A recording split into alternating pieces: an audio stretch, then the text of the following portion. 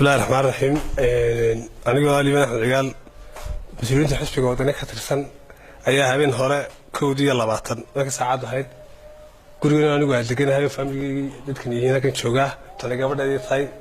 كنا نكجي لي هاي أو تلك إنجليز كيبي وادرين إنجليزها أيها الله وصوت عتي إيه قلت شمالا قارهان صلّيكن طردو waanu yaabnay dumarka iyo carruurtaas aqoonimada xalaga qabtay anaga halkan daaradana la wada keenay gurigii baa la baaray dhinaca kale loo fatashay xitaa dumarka qaarkood inay shalmada qaateen bay u diideen marka wax dhaqanka iyo diinta iyo dandimada toona ku fiican may sameeyeen nimankaasi waxaanay nagu haystay wax qaran ma ahayn wadani xisbiga wadani way ugu haysteen ninka taliya ay si bareeray baa biguuri marka soo sheegay kuuri oo danin ciise musoo raacadaawale ormeemanhin waxana waa la iskaga dambeeyay oo laga xisaabtami doona wuxuu guuri raacadaaw dad aqli wanaagsan baa bay haayeen waxa wadani ka doontay ku geeyay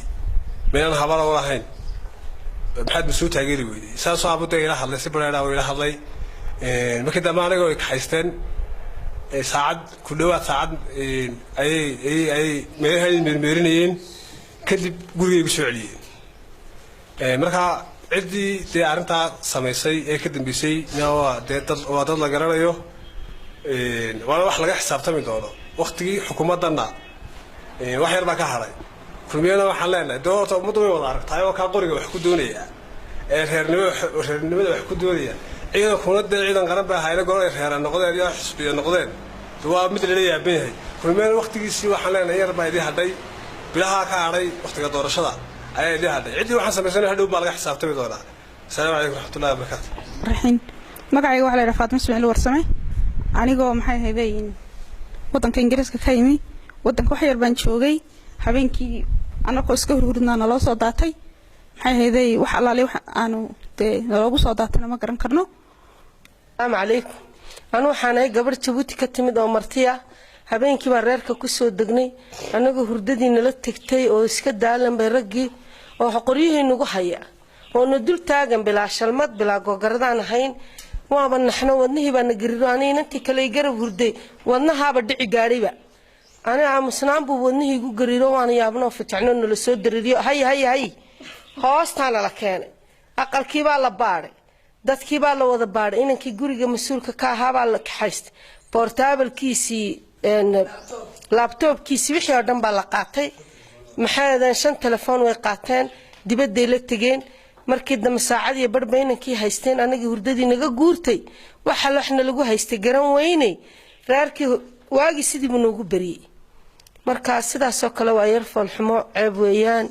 waxa weyn qof shakhsi hadii la haysto waaga barigiisa la sugaa oo qofka shakhsiga la kaxaysta laakiin reeradan u badan oo hurda dumarkii wada qaawan ina waliba mid baaf lagaada noo geysto yiri na aabihin wasa dharkiini aabihin boos soo baxa oo balaayan ugu dhigay waaba naxnaanaga qori dadka lagu dul qabta Djibouti ma noo arkin qori weyno lagu dul qabta marag wadnaha na gariiro walaalkay laakiin sidaas waa falxumo waa dhaqan xumo weeyaan marka waa in dawladda Hargeysa dhaqankayga hagaajiso عليكم ويوالد السلام يا قولدن تي في قدوبه سوالد السلام يا هوي waxaan ku iri anigu hooyadii waxaan ahay dadkan wada dhashay hooyadii dadkan wada dhashay baan ahay dawladda Soomaaliland waan jeclaa waan u ducayn jiray inta xiran direyska ayaan waliba aad u jeclaa waxaan ku iraada hurdada kolkan seexanayo waxaan ku duceeyaa inta xiran direyska ee tusha nooga raran ee dadka qorigu gooyaan u ducaynaya dambigood Allah dhaaf Allah darajo sare si caafimaad ku wada deeq dadkan ay ugu sareeyaan dawladdan sida ugu ducaynayay waxaan ku iraahdaa waxaan iraahdaa dawlad inta xiran direyska baan iraahdaa ee dusha looga raran waxa gabadh cirkii qolcasay cadceedii waxa meelan geed lahayn guri hadalkii daayo meelan geed lahayn iyo gabal ugu dhacayo annaga ayaa gaad naga hayaan dadkii aan saalaha ayaa waxa ku anagoo riga iska ridin waxaan war irbad wallahi ana qofna aan irbad ku mudin hooyo maxay sidan inoogu dhacday anagoo hurudna anoo carruurtii dhex jifo saddex carruura ayaba qori nagu qabteen ina baa naga xanuunsatay ina baa dhacday marka yartoo dhacday ayana carruurtii xereeyay dadka kalena inantii bay ku mashquulsanaayeen sidaas aan ku seexday waxaan moodayay inay inantii yarad baxsatay oo maxay dadkan daba yaacayaan askartana inoo soo qabatay sidaadana soo baxay gabdhadii wixii maqlay iyo albaabka la jabinayo uma soo booday waxaan arkay una askar yaacaysa waxaan moodayay inay inantii radna soo qabtay hooyo waa maxay ha hadlina bad habar yahay istaag bila shalmad baana wara shalmada soo qaato ha soo qaado waan soo qaadana markaas aan ku iri ay ugu dhufo waan soo qaatay shalmadii dadkii oo la wada ay halka albaabkii hortiisa la wada keenay wax walaad waa isku kaaya keenay hooyo waxaan maxay nagu dhacday ha hadlin nabadii baa la soo wada qabtay tusha qaar laga garaacay mid hurda isagu ku yar bisha ka shaqeeyay jibriil inta aayar halku hurday loogu tagay ayaa qari madaxa laga qabtay wuxuu ka boodi gaaray salaankii ayuu ka dhici gaaray wallahi uu dhici gaaray iyaga qabtay oo qari ku qabtay wuxuu kula ismabaan kala ogeyn naasir baa la yiraahdaa wuxuu ka shaqeeyaa jibriil buu ka shaqeeyaa kaas uu dhima gaaray habeenka waxaan ku waxa nagu gaareen ma garanayno de waxa weeye dawladdan hadii ay leedahay idinku ani inankaygu waxa weeyaan waa wadani وانا لا ودا يقانا ليبان احمد كليبا لا يرا انا عيسى مصان ريع داوان نحي قبيل ما دونا انغو دولتنا يدا قبيل رادينيسا سومالي بان انغو ريع جبوتي بان نحي شرعي جبوتي ان ودا هيسنا بار انجليزكا كيمادين بار جبوتي كا يمادين والله hablood yar yar oo wadanka ku dhashay saddex qaar waxa weeyaan ilma cirgu jaalay bahood waa taliyaha ciidanka in ku tababara maxay ahaydey dar weyne waa saddex ciyaalo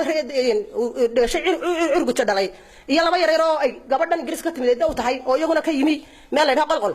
waxaan ku iri waxaan ku dhaana waanu jeclin dawladda Soomaaliland waxaan ku dhahay faqartii baan idhi faqartii ilaahay wuu igu ogyahay hooyo faqartii baan ku idhi habeenayna baadhayeen intay dibadda istaageen ayay yiraahdeen hooyo ma soo galaa aqalka intay ku garaaceen ha albaabka ka furo way soo galeen hadaba waxay yiraahdeen hooyo caruurta iyo waxba yeysa sine ayaa baan idin baadhaynaa kuwani iyagoo dadkayga ay namadaydiya oo dalkayga ah ayaa waxaan ku qoray intay nagu qabtaan dumarkii oo qaaqaawan Djibouti ka yimi ayaa iyagu qaaqaawan ayaa irnamadii hor keeneen oo ina aan xidho gogaradaha marka tani waa maxay dawladda Siiraaya maxay tahay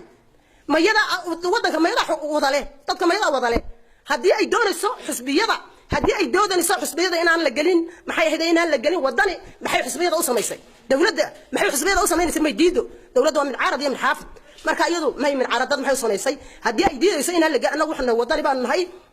وانا راشق استعقوا اسوق هيا مد iyo Soomaaliland oo dhan waa isku haya mid taanu doonaan galina Siiraan oo halka raba tumeynay Siiraan waanu aragnay dawladiisi wax ka ooyay mooyaan aniga waxaan ka imid laba ciyaala iyo anigu waxaanu ka imideen Djibouti baan maray Masar ma joogo aan ka imid